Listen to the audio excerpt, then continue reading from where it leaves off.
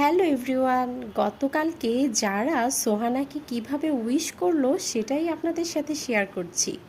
যারা কিন্তু সকাল থেকেই বলছে আম্মু তাড়াতাড়ি চলো, কখন যাবে সোহানাদের বাসায়। তো আমি বলেছি একটু ওয়েট করো, সন্ধ্যার দিকে যাব, তোমার মামাও তো অফিস থেকে আসবে সন্ধ্যার দিকে, তখন একসাথে মিলে কেকটা কাটবে।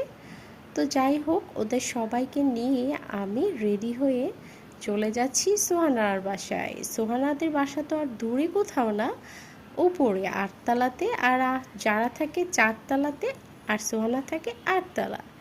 যাই হোক, চলে আসলাম।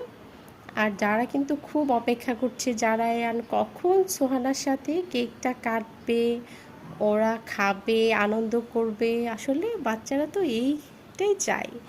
তো সোহানা কিন্তু খুব খুশি হয়েছে কেকটা পেয়ে।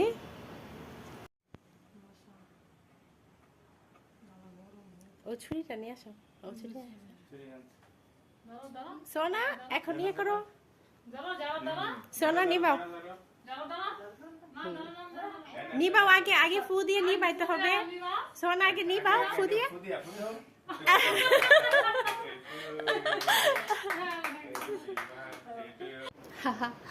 আমি কিন্তু সোহানাকে বারবারই বলছিলাম মোমবাতিটা নিভানোর জন্য, তো বুঝতে পারে নাই। আর এদিক দিয়ে কিন্তু যারা নিভিয়ে ফেললো। আচ্ছা যাই হোক, তো ওরা সুন্দর মতো করে কেকটা কাটলো। আর ওরা কিন্তু খুবই খুশি। তো ওদের এই আনন্দটা দেখে কিন্তু আমার খুবই ভালো লাগছে। কারণ এখন কিন্তু বাচ্চাদের আনন্দগুলো দেখলেই কিন্তু প্রতিটা বাবা মায়ের আনন্দ। আপনি যে বাচ্চার বাবা মা হয়ে গিয়েছেন বলে যে আপনার মনটাকে গম্ভীর করে রাখতে হবে, সেটা কিন্তু না।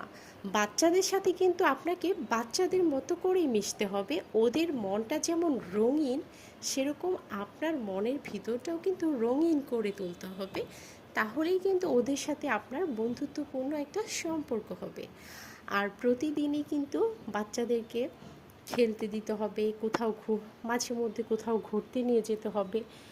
তো সেই সময়টা কিন্তু ওদের এই সময়টাই আসলে, ও যেহেতু এখন ওদের বয়সটা, সোহানার কিন্তু 5 বছর শেষ হয়ে 6 বছরে পাড়ি দিয়েছে।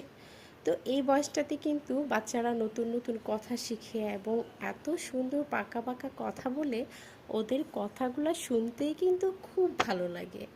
এখন কিন্তু আপনার আর বোরিংনেস থাকবে না, কোনো দুঃখ কষ্টই থাকবে না। কারণ বাচ্চাদের সাথে যেই সময়টা আপনি কাটাবেন, সেটাই কিন্তু পৃথিবীর শ্রেষ্ঠ সময় আপনার মনে হবে। আর প্রতিটা সময়ই কিন্তু আনন্দময় লাগবে। তো আর আমার